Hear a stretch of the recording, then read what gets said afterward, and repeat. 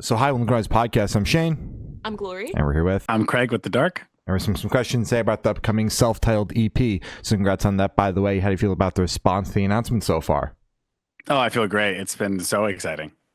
Hell yeah. Oh, yeah. The EP fucking rocks. I found you guys on Octane, which I feel like people are finding you left and right because of that, and was jazzed when the EP got sent to us and I got to hear it in full because I've been loving what I've been hearing so far. Full thing rips. Yeah. Thank you so much. That's so kind. I appreciate that. Of course. Fuck yeah. All right. So is there any reason why this is your self-titled EP, and is there any meaning behind the cover art? Yeah. We were bouncing around a bunch of different names for the EP. I originally just wanted to call it like Volume 1 and just and do something a bit more like straightforward like that. But I don't know. I forget exactly why it wasn't like a really deep thing, but I mean, we were just bouncing on different ideas. And at one point, someone's suggesting like, you know, it's our introduction to the world, and like we're called The Dark, and here's the first EP called The Dark, and it just felt like a nice smooth introduction. The other I do remember what it was. The other thing was like, at first, whenever someone suggested a self-titled, I was like, yeah, but you know, it's so cool to have like a big record called the self-titled at some point. And then I was thinking about it, and I was like, yeah, that's so much pressure for that record to be like your best one or awesome or something. Yeah. I was like, yeah, maybe we just like get that out the way now. Just make the first introduction self-titled. And we never have to worry about this like pressure of doing like a self-titled album at any point. Yeah. So I don't know. I think it mostly just came down to like it's nice and clean and a good introduction, and then you know we can kind of do albums how we want to do them, whether we number them or do cool names or something. Absolutely. Gotcha. And I also think it's really smart to have your debut be your self-titled, because you guys are a newer band. It makes it easier for people to find you and your work. So all they have to remember is The Dark. Yeah, the SEO is not fantastic being called The Dark. It's not like we come up when you type it in. So yeah. I think anything to, you know, if that's like a song and a EP and a, well, I guess not a song anymore. The last song on the record was originally called The Dark, but The Dark, Off the Dark, by the Dark. By the Dark. Yeah. That's I was so like, fun. I love it. Yeah, let's do that. I was like, let's do that. Let's go all the way. But no, I mean, I think it'll probably be helpful. I didn't really think about that, but it probably will be helpful just to have it come up, you know, as being a couple different keywords in the search on, at least on Spotify. But yeah, the artwork, man, we're gonna dive in. Okay, let's do it. Hell yeah. Okay. A lot of these songs are about this like duality between, or just like their struggle with, I should say. Some of them are more serious than others, but usually it's about this struggle with just like the way things are going. Especially like I wrote a lot of it. I've talked about this before, but just like I've written a lot of it like on the bus in Los Angeles going to work, just like hungry and broke and miserable and tired, and like, and just kind of looking around at things like, this is fucked. Everything is so fucked and it's getting worse. Like, not necessarily that I'm in the exact same place right now, but that's where a lot of it came from. And I wanted a lot of the artwork to kind of have that sort of like futuristic, a bit like dystopian feel to it. And with the music as well, like I mentioned like the duality before, I'm constantly trying to sort of combine and play with like this dirtier, grungier, like really low heavy metal sound and like really polished kind of like electronic futuristic elements in the production. And I thought it'd be cool to bring that into the artwork too, where like a lot of the forward facing stuff, like the single covers, the album cover, a lot of the different, you know, advertisements we make are like very clean and polished and futuristic looking. And then a lot of like when you get into like the more, I would say like personal visuals, like the music videos and things, then tend to be like a lot grittier and grungier and like nastier.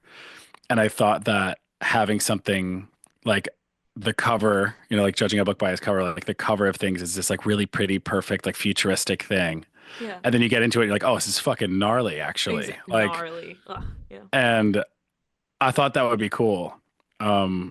So I made the single covers. Like I just also really like that style, like just like big bold typography and like way too much lettering and symbols and things.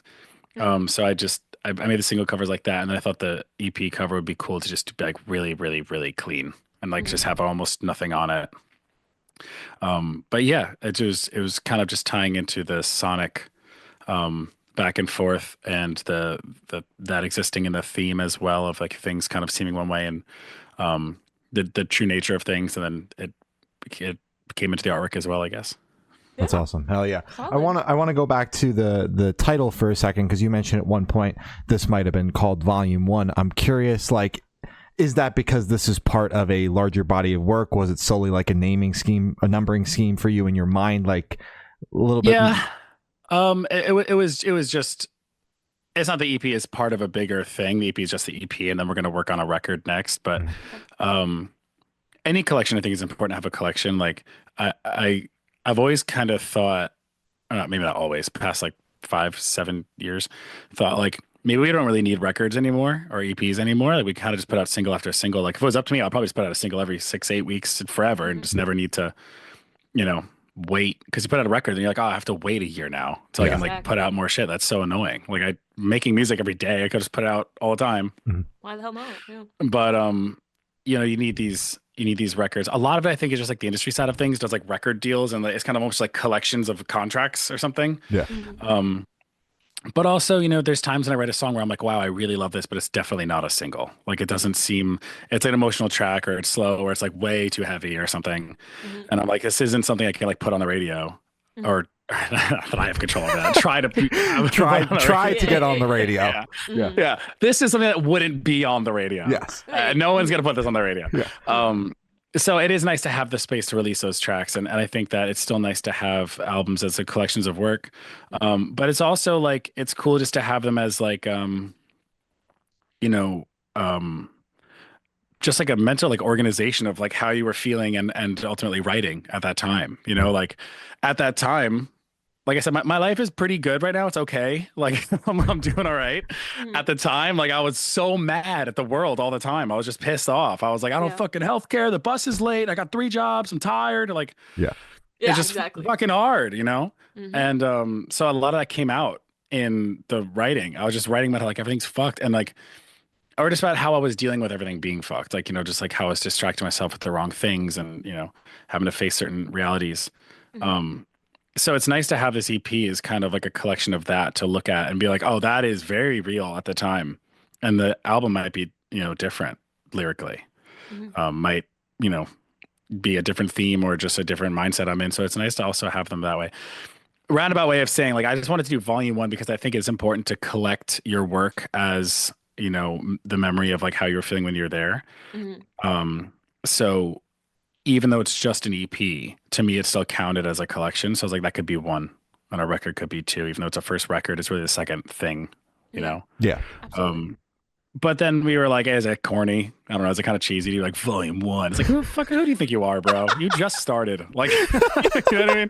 So I don't know. I was just like, maybe it's a bit corny. Yeah. It's a bit cheesy. It's a little on the nose. So I was just like, then we're like, okay. The song In Heaven was the song's called In Heaven. There's nothing to see, but that song was originally called The Dark and then changed. And I was like, oh, maybe we should call the EP In Heaven There's Nothing to See then too. And Alan really liked that idea. Then I don't know. It's a bunch of debate. We're like, let's just self-title it. That way we never have to self-title anything else. Yeah. Let's just get it out of the way. Yeah. Done. And then we can have fun with everything else. Low pressure, bro. And we won't argue about naming this one. We'll just push that argument off for the next project. Yeah, pretty much. Exactly.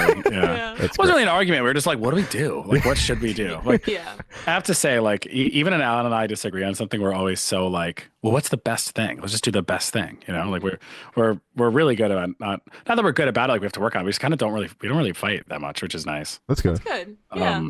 Yeah, it's cool. We both just like genuinely care so much that it's not like me or him. It's like, what's the coolest thing? Let's just do that. Yeah. That's awesome. But yeah. Hell yeah. All right. Well, can you tell us a little bit about your writing process for the EP? Well, we didn't think it was going to be a band at first. Okay.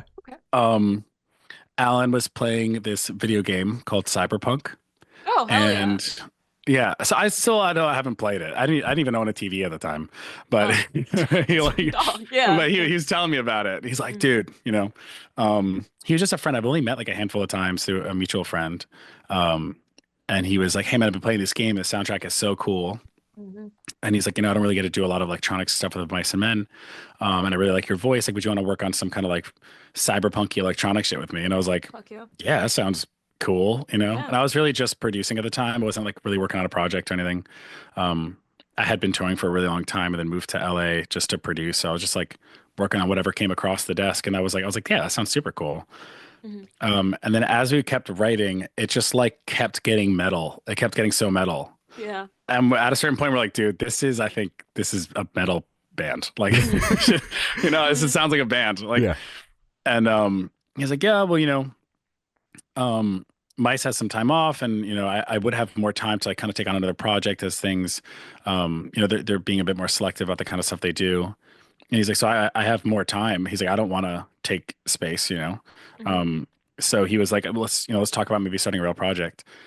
And then for the next like 2 years, it was like a year and a half. I don't know. It was a long time though. We just wrote constantly. We just like wrote so many songs, and every song had like 10 different iterations of it. It was exploring different versions of the sound. Like, is it more techy and proggy? Is it really, really electronic? Like at one point it got like very like Mad Maxy for a little bit. It was like taking all these different personalities and we're just trying to figure out like, not that it was like a goal, like what do we sound like? But we're just like, let's just keep doing it. And then we'll just eventually know what we sound like. We'll just, you know,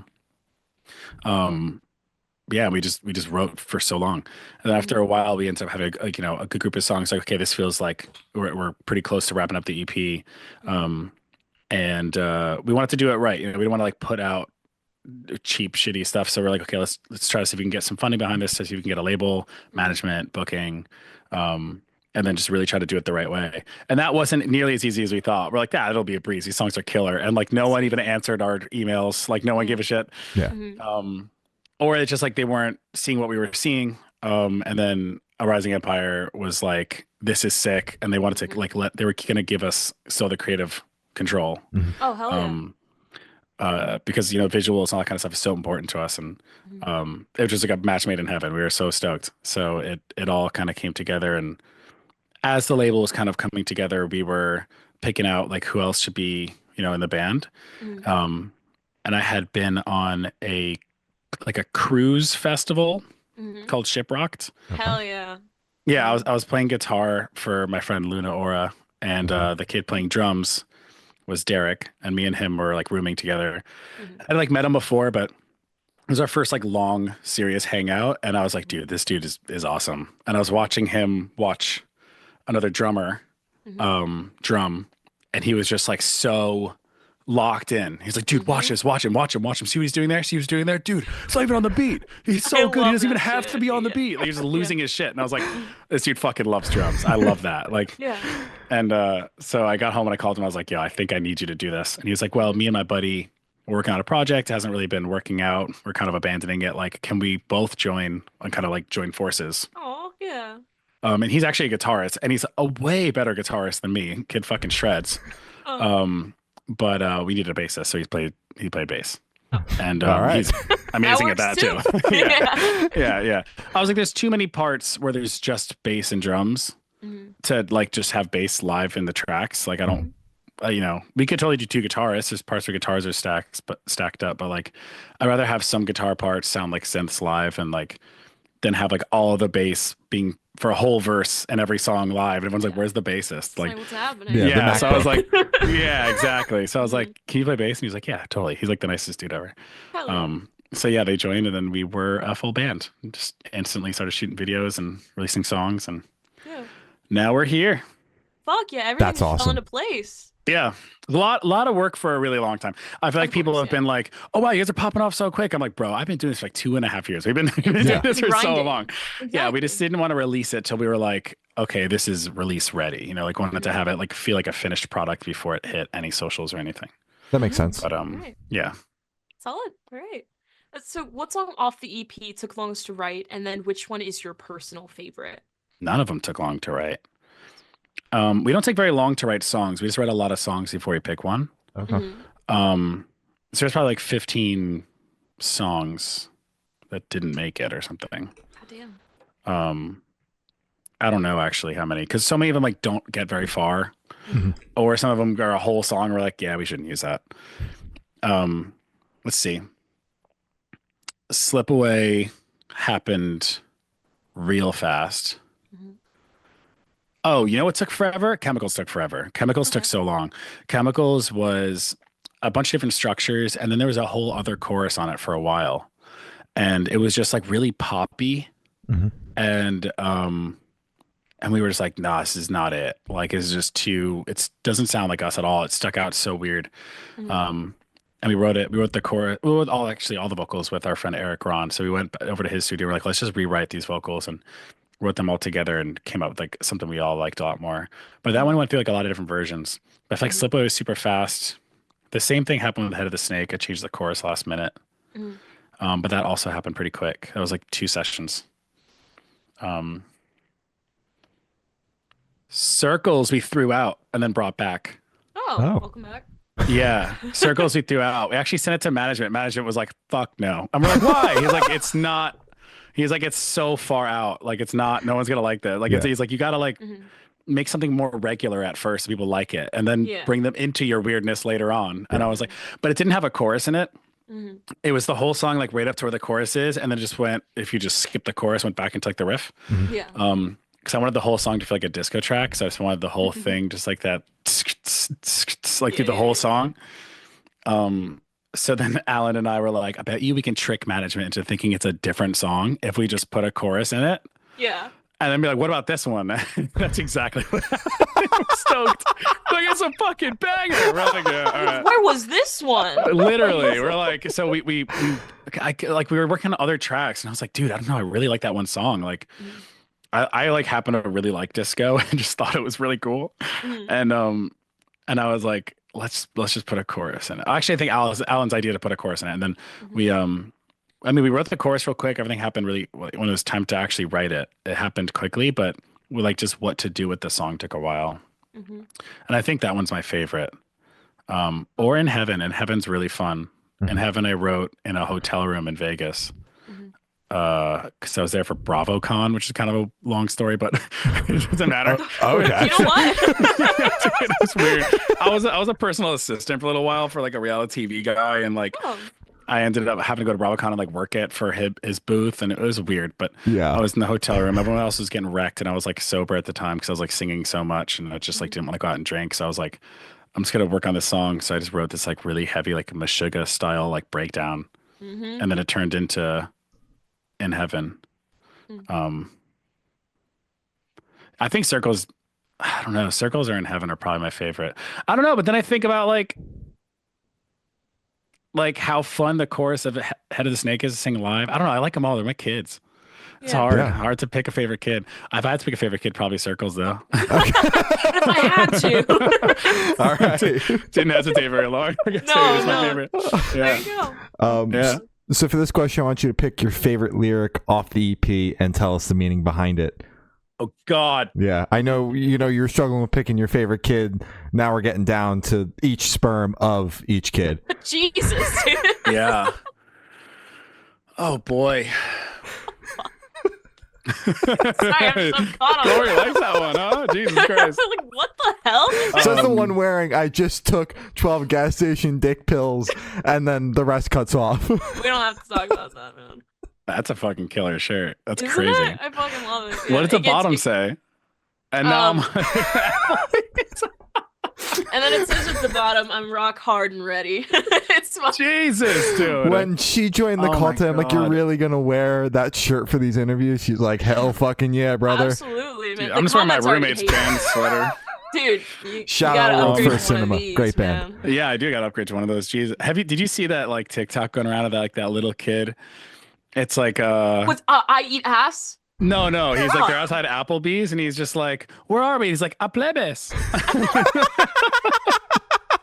And I was like, dude, I know what I'm calling Applebee's for the rest of my life. It was so cute, dude. It was so cute. Yeah. That's adorable. The other one, the one I was referring to was like a Temu shirt that he got, and it was like, I'm the greatest, but it's like the words that were highlighted was I eat ass. And it was just, and everyone went, who the fuck got a child that no one thought it through? So it's two completely different videos. Oh wait, yeah, I forgot that it was on a kid. It's kind of fucked actually. It's awful. Yeah. Yeah, that's pretty bad. Yeah. That's pretty terrible actually. All right, hold on a second. I'm gonna pull up my lyrics here. Okay, yeah, let's do that. Slip Away is so sad. So probably not that one. All right. Chemicals was really fun to write, but it's a bit like straightforward. It's like you can definitely understand what I'm talking about there. Probably Circles, but dude, it's like borderline inappropriate to talk about. It's like so sexual. Gotta have one of those. Yeah. Yeah, I thought it'd be fun to do just like a hypersexual song. But it's also like it has this song is this like thing where it's like about like I wanted to have it like a really aggressive which way are you interpreting it? Like a lot of it could be about acceptance, like the bigger picture, and like like the chorus, like can you take me in, like can you bring me back, and like can you help me and hold me, and like it's just like very like looking for something from someone or like wanting help and like wanting this like admitting defeat kind of thing, and then or maybe not admitting defeat as much as just like it's like you're talking to God in this moment. And it even almost kind of feels like religious. Like the chorus is like, can you taste the sin all around you, digging in it like nails into your skin? And it's like, it feels like the crucifixion, and it feels like as talking to God, and it feels like can you take me in? Like it just has this like very dramatic, like vulnerable moment. And it's also so sexual too. Yeah. Like it is very clearly very sexual. The whole, I mean, the pre-chorus, dude, I can't believe I'm gonna say these words out loud. Oh hell yeah! Cat hair all over my microphone. It's tell me what you want and let me go until I'm numb. I've been twisting up my tongue, making circles till you, and then I cut it off because I was like, everyone's gonna know. They're gonna know. Yeah, they're gonna know. Yeah. But I cut it off. Yeah. But then what I thought was fun is that the next chorus comes in like, here, can you taste the sin? And then the second chorus, it goes, come here. And like, I say, come here. Yes. The first one I did it. Yeah. But then like you hear the second chorus, and you're like, oh, that's what he was gonna say over there, isn't it? So I thought that was like a fun thing there. I don't know. I think I just like how really polarizing like those lyrics are. Like it's like it's so far in one direction and then so far in the other at the same time. So I don't know, that's fun. Oh yeah. That is probably fun. that one. That's hell dope. yeah. All right. Fuck yeah. All right. And would you be able to tell us where your headspace is at while you're creating this EP? Pretty much just like what I was saying before. It just it was I think I felt like I finally had a chance to kind of like say like what I wanted to talk about, I guess, just like speak my mind. You know, the past couple of projects I did, I always play guitar in bands. So like I hadn't ever really been the guy writing lyrics very much, or like what I did, I tried to have some different solo little spurts, and it was all kind of whatever. And I was just talking about like I don't know, random shit, girls or whatever. It wasn't like that, like serious. Yeah. And I felt like with the soundscape of this project, being able to like make this kind of like futuristic dystopian thing, I couldn't help but like constantly feel like I was like actually living it a bit too. Like I know it was inspired by this video game. It takes place in a different place, but then like it became so real to me because I'd be listening to these demos like obsessively on my phone, like in my notes app, just like making notes. And then I'm like on the bus home from work at like 5 a.m, just like seeing it. And I'm like, this is it. We are here. Like, it doesn't have to be that far forward. Like, this is what it looks like. Like, and so I felt like I was like just living in this space in a real way, and I was able to like kind of say the things I was really thinking for the first time, and it just felt like I like actually had a moment. I think part of me maybe didn't know if it was actually going to become a band or not, so I was kind of like, I'm just going to go for it while I can. I just really want to say these things. I don't know if it'll even come out. I don't know if like anyone's going to care, but I think I was just like really looking forward to like actually having my voice or using my voice the first time, I guess literally. Yeah. And I was just fucking down, dude. Like, I mean, LA is super tough to live in if you move here without anything. And I came out here with like a girl that we instantly just broke up and we're homies now and everything. It's all good. But like, I just kind of felt like I was like very much on my own. Like, didn't have any friends, didn't have any like really direction. The band I was in had just broken up. I was like already in debt, and I was just like working all these different jobs and like had all these health problems and like couldn't get health care. And I was living in like really sketchy apartments full of cockroaches and like the hood where there was like all crazy crime outside and inside my building. And so I'm like a dirty bus going to work, working all these different jobs. And I was working at this like brutal bar and working until 4 a.m. and coming home exhausted and waking up to go to another job. And I was just like so beaten down. Yeah. But I was just, the only thing I was doing, the only thing I could do is just like, aside from like distract myself in unhealthy ways, it was just like work on music all the time and just like remind myself why I was there in the first place. And I never really lost sight of that. So I think a lot of it was me just like doing that and then commenting on the rest of my life. So it's like my own little documentary kind of. And, there's times that I'm talking about like me distracting myself, like just had bad habits and shit. And like, that was what Chemicals is about. And then there's times when I was like, kind of had like a bit of a come to moment, like looking at them in the mirror and being like, dude, like you gotta figure this out. Like you gotta get this together. Like if you keep going down this path, you're not going to make music anymore. You're just going to be a shit show. Yeah. And that was kind of what Slip Away was. It was like, damn, how did I get this far out? Like, and then Head of the Snake was kind of like my fuck you to everything and everybody. I was like, you know what? This is fucked. And you guys should know it. Like, and then Circles and In Heaven are just more about like the pain of everything, I guess, just in general, but less like directed. But yeah, I was in that space. I mean, and since then I have moved into an apartment with one of my best friends, and it's a nice, safe apartment in a safe area. Nice. And I have a car now, which is nice. Nice. And I have I have money for groceries, and everything is okay. So like we're in a better place, not as, miserable. So like I said, it's like it feels like a collection of that period of time, not necessarily where I'm at. And yeah, I don't know. Does that answer that? That absolutely does. Like kill the mood, dude. Yeah, no, it's okay. Not at all. I'm happy to hear that you're doing better, and I appreciate you being so open and honest about your path to getting to where you are at now. But I'm curious, like you mentioned, this was kind of your diary. You were just kind of writing these songs, not sure if anyone was even going to hear them. So going into starting to roll this out, and the EP is going to be out in a month exactly at the time of recording. What are you feeling like knowing that people are finally going to hear these songs that you didn't know if anyone was going to hear?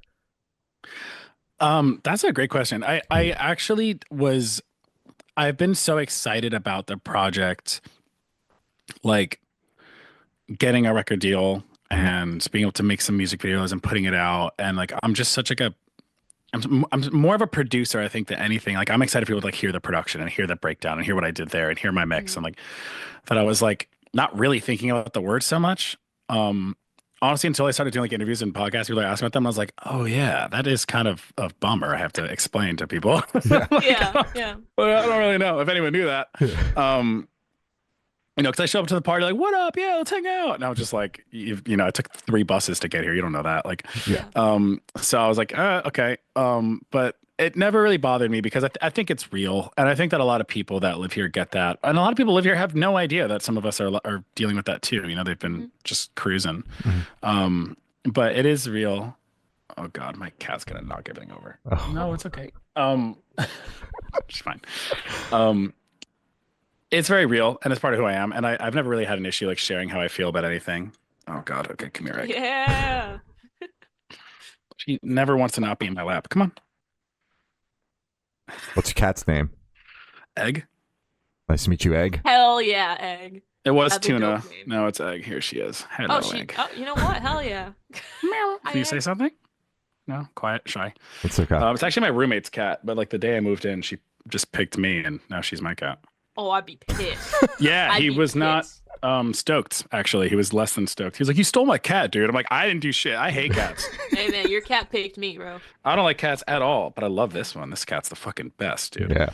She's so sweet. She just hangs out with me all day. I mean, she's just a little cutie. Yeah. Oh, damn. She's making little biscuits, too. Making biscuits, dude. That's all she does. Yeah. I ain't no Eggy. So what were we talking about? Oh, yeah. No, I I think everyone that knows me knows I'm a pretty vulnerable person. Like I never have an issue talking about how I'm feeling about anything. If anything, I'll overshare. And I think I wasn't worried about it. The only thing I ever thought about with any of this was like, oh shit, dude, my mom's gonna hear that Circles song. And that's gonna be weird. That's gonna be weird. But she make a mom edition where that just song it just doesn't exist. Just 4 songs on the record. Exactly. Yeah. Yeah. She saw a live video and texted me and she's like, what song is this? I don't have this one. And I was like, oh, that one's out in January. She's like, can you send it to me? And I was like, yeah. All right. If you want it. Sure. Yeah. But she's like my biggest fan. She's great. So she liked it. She didn't say anything about it. Hell yeah. Good. That's good. Yeah. I'm never really afraid to show anything I create or how I'm feeling about anything. I feel like it's important to be able to be open because like I said, because I'm sure a lot of people feel that way. And then hopefully they, are not the only person that feels that way, or at least they acknowledge that, Absolutely. It can feel that way when you're in that zone. I know that. Yeah. For sure. So this question should be super, super quick off the top of your head. I want you to describe the CP for new listeners in 3 words, no more, no less. See, I feel like, I don't know, the first 3 that came up to me were heavy, horny, and dark. Okay.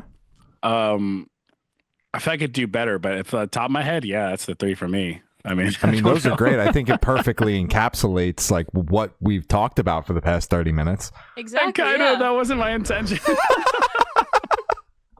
It happens though. It's okay. Yeah, that's jazz, I guess. Yeah. There you go. Yeah. And are you able to touch on any particularly challenging or standout moments during the creation of the EP, positive or negative? Yeah, my favorite moment of my entire life happened when I sent Alan the first pass of Circles. I don't even think he knows this. And he called me right back. And he was like, I think I was put on this earth to make music with you. And I was like, oh, dude. And I like almost cried. I was like, that's so nice. And I think about it like once a week now. It was like so nice. That's awesome. He was just so pumped on it. And I was just like, that is so fucking cool. It just made me so happy. And also, yeah, mixing it was a nightmare. I didn't want to do that. But we're on that no budget. And I was also like, I bet you I could do it, I've mixed other stuff, but mixing your own stuff is way harder because like it's nice when you produce it and you write it and you do all this stuff. And then like, I don't want to listen to it and think about my mix. I want to listen to it just to hear the song. When I listen to it, I'm like, oh, it snare's a little dry. Like, and I'm like, I shouldn't be thinking that. I should just be enjoying the song I made, Like when someone else does it, you're just like, oh, cool. Yeah, it sounds great. Thank you. Yeah. But mixing it, I was like, so like, just self-critical and judgmental over it. And like, I could have mixed it forever. It just would have never stopped. But eventually we were like, hey, we have to put it out. So yeah, I just had a deadline, but that was yeah, it was just like a me versus me thing for a while, trying to get it to sound like I want it to be perfect, or I just want it to sound, as good as everything else. And that was just a couple weeks of like, is this better? Is this worse? I'm noticing these like tiny differences. I'm like, no one is going to notice that. Like, it's totally fine. It sounds great. But that was probably the hardest part of the whole thing, was just like getting past myself and just acknowledging it as like, from an outside point of view, as like, this feels good. But it's impossible to do that as an artist, like you're looking at it, noticing all these little things. Absolutely. And it's even harder when you're in it, creating the finished product. You're not just making it, you're going all the way with it. Yeah. The one thing I didn't do is master it. I sent it to Chris Crummett, who I've known for like 10 years. And I sent it to him. It was just like, can you master this? And he sent it back and I was like, yeah. Sounds great. Perfect. Done. Thank you. Yeah. I just want someone else's ears on like at least the end, just like finish it. And he did a great job. It sounds loud. It sounds good. That's good. Hell yeah. Right. So for this question, I want you to picture you're on tour, you're at a gas station for a rest stop. What is your snack of choice? Ooh, I love kombucha. I always get kombucha at gas stations. Yeah, I love, GT Dave, dude. That's my boy. No, not really, but I love the kombucha. I drink kombucha a lot. Let's see. I don't know, water, coffee. I drink an ungodly amount of caffeine. So always that. What do I eat on the road? Oh, pretzel sticks. Dude, I crush them. It's disgusting. I feel so bad after. I feel so bad in my skin after. But like if I have a long drive, I'll get a kombucha or like a Starbucks and just like the big bags of them. Oh, and no, I'll I know eat what the you're whole talking about. thing. I'll just knock them out entirely. I love that shit. Beef jerky I like too. But I'm not really like a sweets guy or like a fast food guy. Like I don't like chips or candy or anything like that. Like I don't know. I'm definitely a savory person. So I think that's why I would go for pretzels maybe. Yeah. Yeah. Yeah. What about you guys? My gas station snack is, oh my God. Gas station grapes. Yeah. Oh, I fuck with gas What? station grapes heavy. Yeah, they're That's washed. not real. Yes, it is. Look at the fucking produce section next to little sandwiches and What yogurts gas and station is shit. where are you from? What? Virginia? I don't know, man. I've never seen a gas station with a produce section, dude. Are you thinking of a grocery store? Is that what you're thinking of? No, I'm not No. getting a grocery store. No. No, No, it's like they're you in know, the like little the cups. little cold section that has like the sandwiches, like the yogurt. Yeah, like that like circular fridge aisle thing. Yeah. Exactly. That's like in the middle of the store. Oh, Yeah. dude. Yeah. That's you're brave, I think. That's It's bravery. not that crazy. No, I'm that's telling That's you. bravery. They are the crunchiest, most pleasant grapes you'll ever have. Okay. All right. Gas station grapes. I mean, you gotta yeah, that try would it. be great. I see like I'm such like a nutrition freak. Mhm. And I feel like whenever I gotta have everything organic and all that shit. And I feel like if I've been to a gas station and saw fruit, I'd be like, bro, I don't even know what that's made of. That's probably not even real fruit. It's not even fruit, man. Yeah, that's probably like some other shit. Yeah. I don't know. It's a big question mark. But man, I take that risk every time. Okay, They're good. good All as right. fuck. Yeah. As long as you yeah. feel okay after, I guess you're good. No, genuinely, everything else just makes me feel like shit when I'm traveling, except for Yeah. gas station grapes. Yeah. Yeah. Yeah. Yeah. Yeah, I always try to stop at like grocery stores instead of like fast food restaurants or whatever. Mhm. I feel like if you can just go to a grocery store, like even if it's a big chain one, like they'll have some kind of organic section Exactly. just to get something like, real in your body. Like you're on the road for weeks or months at a time and you're just eating like this shit all the time. Like it just breaks you down. Yeah. You got to eat. Yeah. And it's expensive. If you hit like a grocery store, you have food for much longer instead Yeah. of like just one meal at a time. Yeah, absolutely. Yeah, one of the things we did the last span was we always brought a Yeti cooler in the van to just like hold like cold cuts and fruit and things like that, just so you can like actually have like refrigerated or really cold stuff.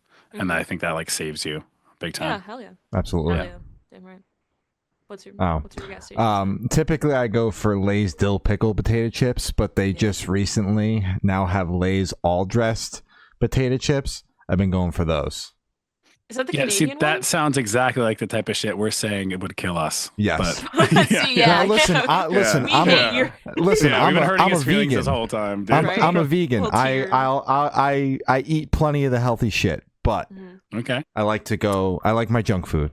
I do. All right. I'm a junk food vegan. That's what my friends call me. Yeah.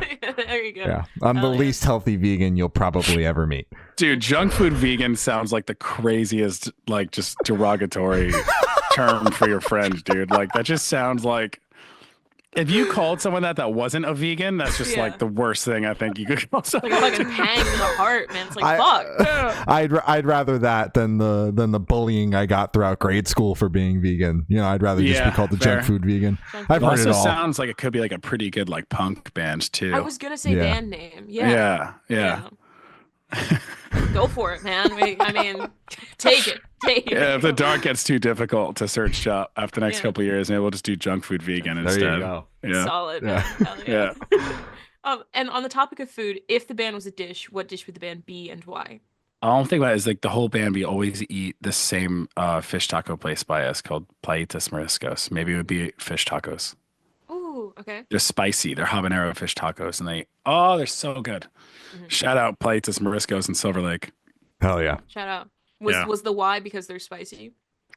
because they're unique. They're spicy. It's Okay. also digestible. Doesn't bother you, and it's like a fun take on something that people already may like. Mhm. There you go. There you go. Spitballing, but I think that worked out. Yeah. It did. You rounded sold it all it. out. Yeah. Yeah. Yeah. And for the last couple questions, going to shift completely away from music and go straight to death row. Boom. So if you're on death row, what would your last meal be with a drink? My last meal would be my mom's pesto. She like grows the basil and the tomatoes, and she makes all from scratch, and it's just like so good. Hell yeah. Last drink would probably be an espresso after dinner. Uh-huh. Mm-hmm. Mm-hmm. Nice. Mm-hmm. Okay, solid. And if you Yeah. could live in one fictional world for a week, where would you live? Huh. Wow, it's so interesting. Did you guys ever hear about the Avatar depression? Like Av- people after watching Avatar were like there was like a broad term for like a shared depression that people were feeling if they weren't actually in that world. They couldn't actually go there because people wanted to be there so bad.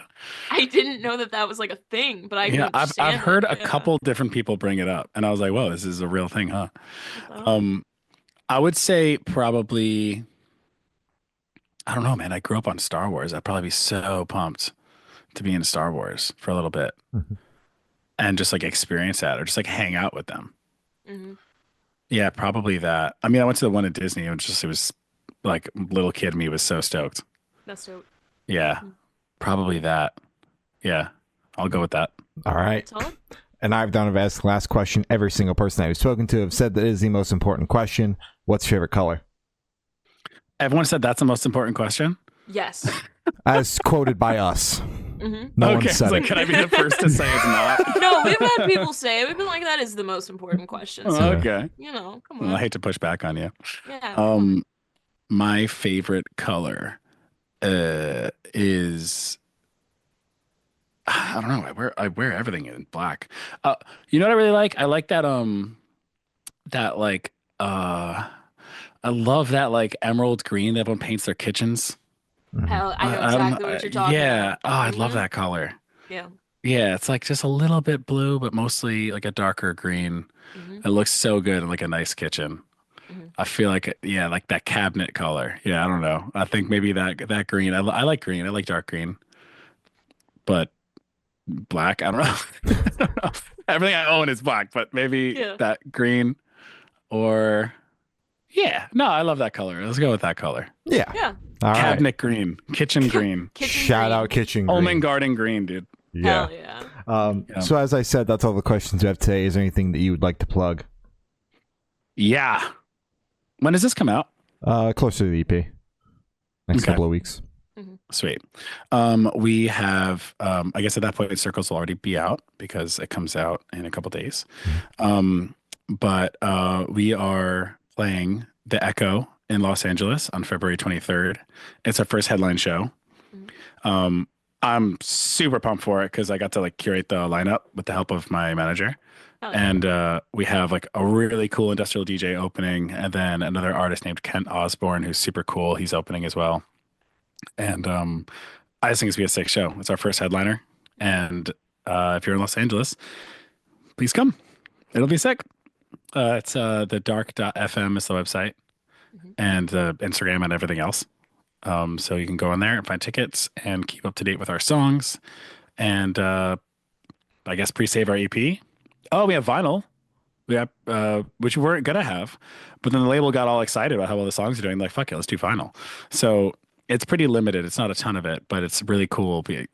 I designed it, and we did a clear disc, and it looks really cool. So get that if you want it. If you're into that, that's it. I guess that's it. All right. Yeah. Thank you so much for having me. Of course. Thank you for silence. It's been Craig from The Dark, and we have been the Good Noise Podcast.